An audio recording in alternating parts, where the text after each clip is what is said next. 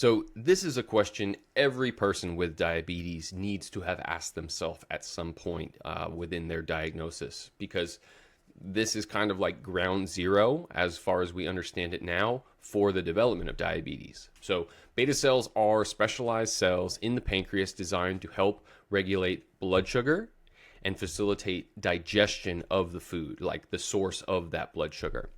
It's located in clusters of cells called islets of Langerhans. Islets of Langerhans. We'll talk a little bit more about that.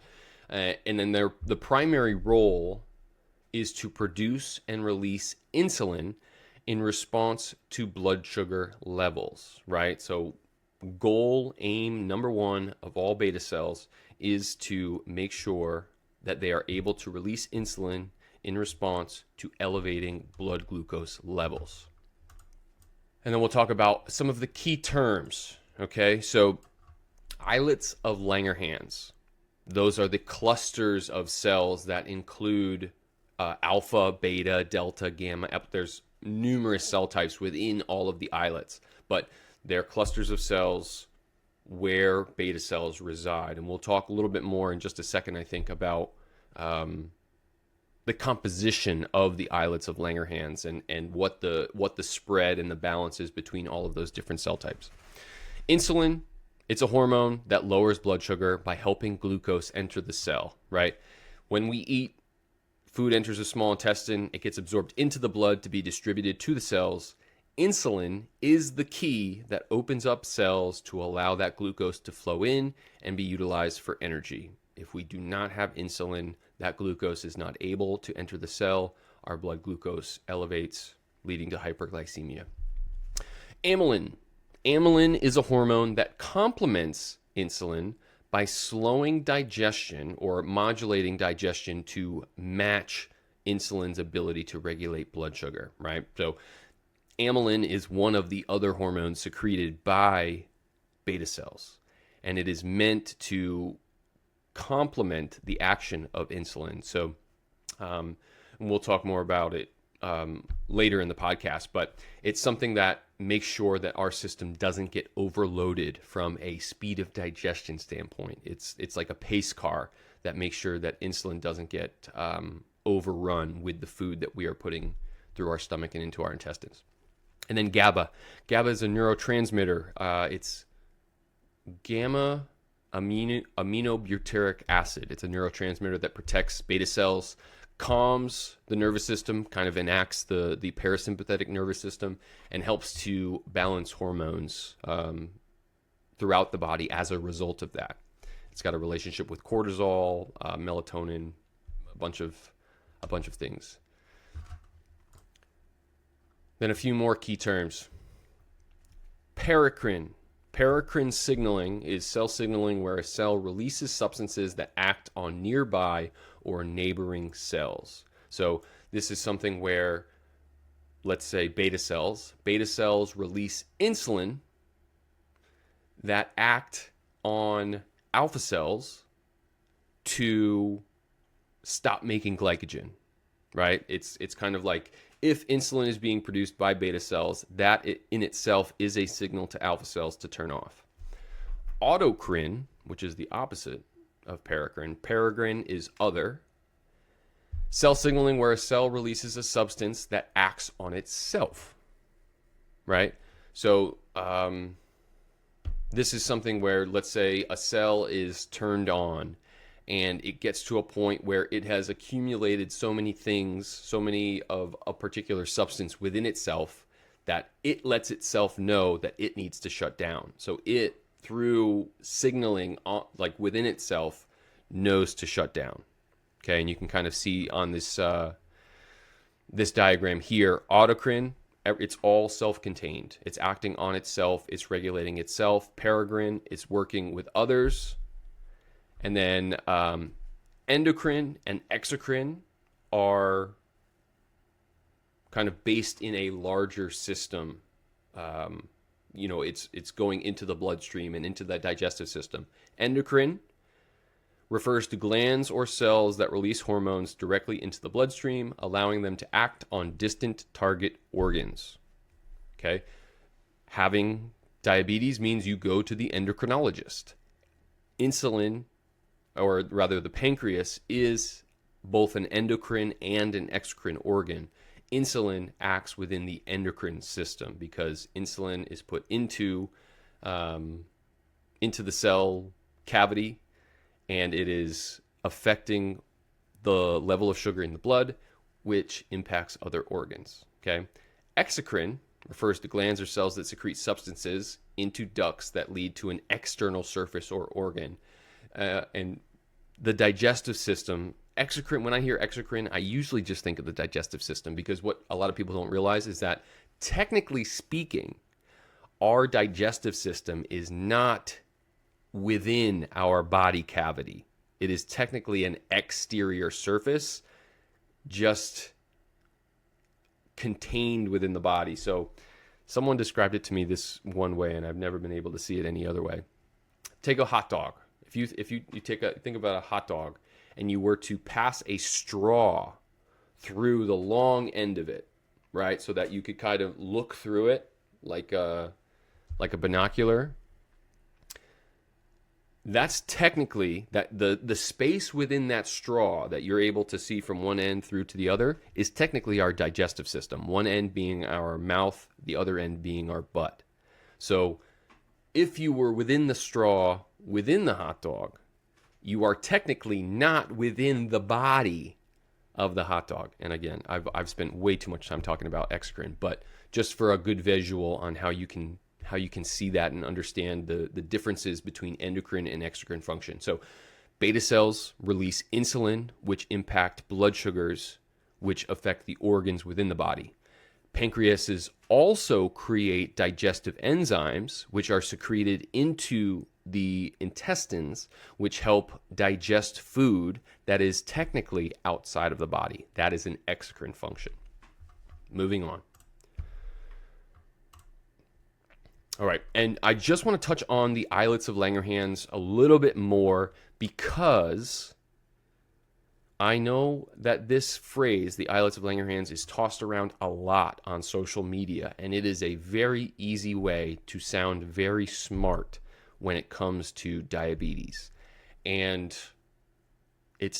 I just want to make sure that people have context and background with that, just so that they are not easily impressed by people who just throw around the islets of Langerhans like it's, medical terminology. Here it is, okay?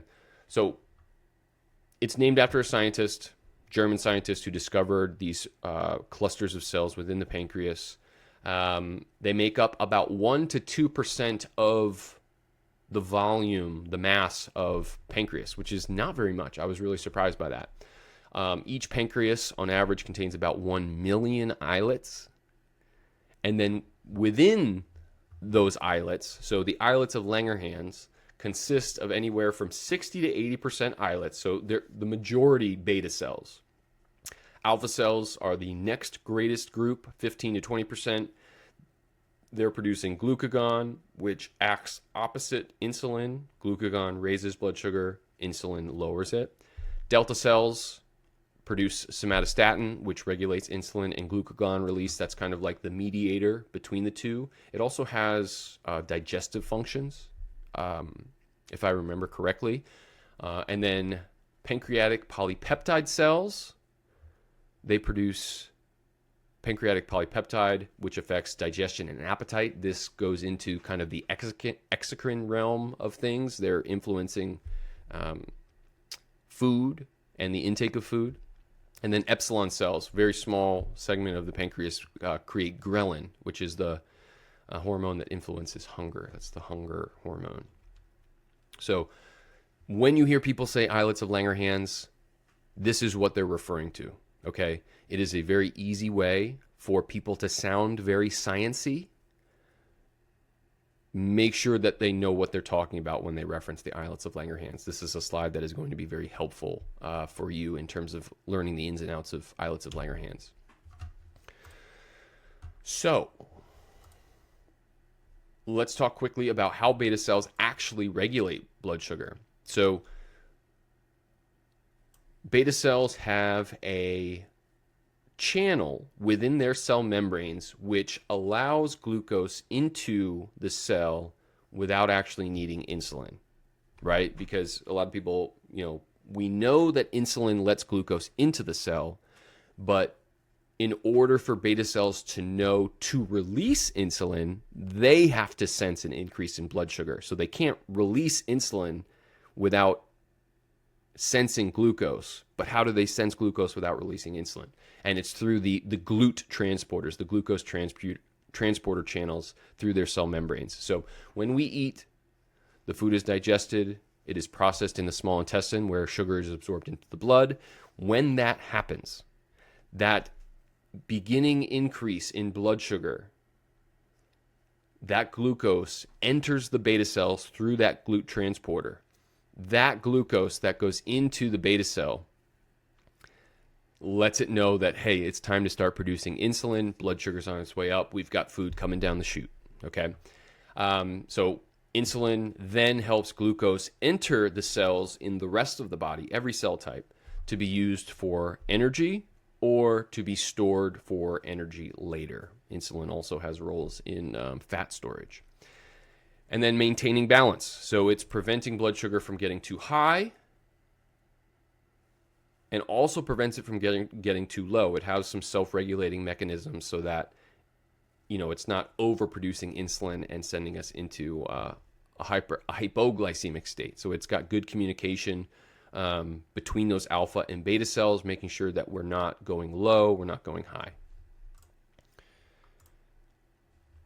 And we'll touch on this. I've got a whole section of the podcast later on dedicated to actually going into the ins and outs of amylin and GABA, but everyone needs to know that beta cells don't just produce insulin. They also produce amylin and they also produce GABA. Okay? And just a quick little resume on amylin. When insulin is released, amylin is also released. This is something that helps slow gastric emptying. It is something that is going to help you feel full. And that feeling of fullness is something that's going to help you stop eating or slow you down eating, so that the incoming food does not overrun the body's ability to produce insulin and regulate blood sugars, right? So this is preventing the eating everything all at once. Everything gets absorbed all at once, and your beta cells are like they just get bum rushed with sugar. They're not able to produce insulin at the proper rate. Amylin prevents that. It's kind of like the brakes. It's the pace car. GABA, neurotransmitter that regulates inflammation. It has a role in sympathetic and parasympathetic balance. Sympathetic is the fight or flight. This is kind of associated with higher cortisol, alertness, a lack of hunger or appetite. It's kind of like that wired sensation. Parasympathetic is the rest and digest, right? A key term here being digest, right? So beta cells are most active during food intake. And you would imagine in times of intaking food, you need to be in a state where your body is capable of digesting it, right? So beta cells have this unique tool in influencing the nervous system to put our body in a state of digestion, okay?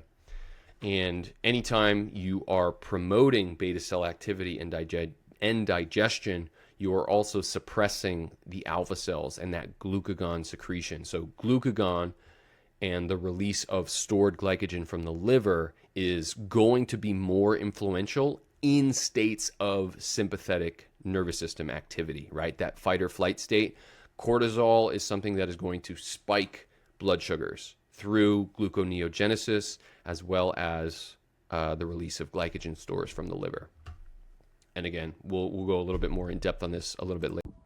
All right, so now that we've got the basic terminology, the basic terms behind the physiology of beta cells, now it's a little bit easier to understand some of the more advanced concepts going into how beta cells develop. So paracrine, autocrine, exocrine, endocrine, The islets of Langerhans, right? The magical term that makes people seem so smart. Now we actually understand what makes them whole, and that beta cells are only just one component, given the majority of it, but still interesting.